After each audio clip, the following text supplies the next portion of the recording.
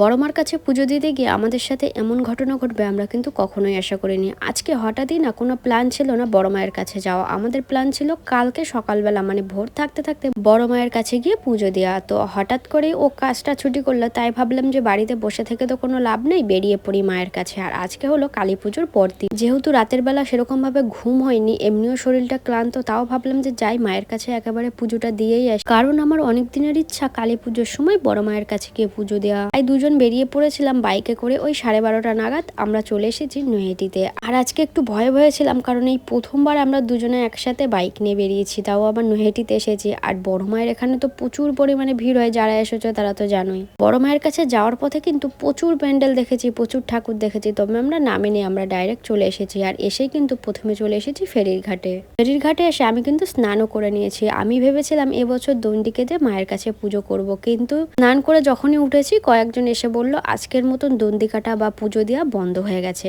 তোমরা বিশ্বাস করবে না তখন যে আমার কতটা খারাপ লাগছিল, কষ্ট হচ্ছিল, সেটা একমাত্র আমিই জানি। নর্মালি প্রতি বছর কিন্তু 2-3 দিন মায়ের পুজোর পরেও কিন্তু থাকে মা, আর তখন পুজোও করা যায়। তবে এবছর এমন হবে আমরা কিন্তু জানতাম না। তো মাকে দর্শন করে মায়ের প্রসাদ খেয়ে আমরা কিন্তু বাড়ির দিকে রওনা দিলাম। কি আর করা যাবে।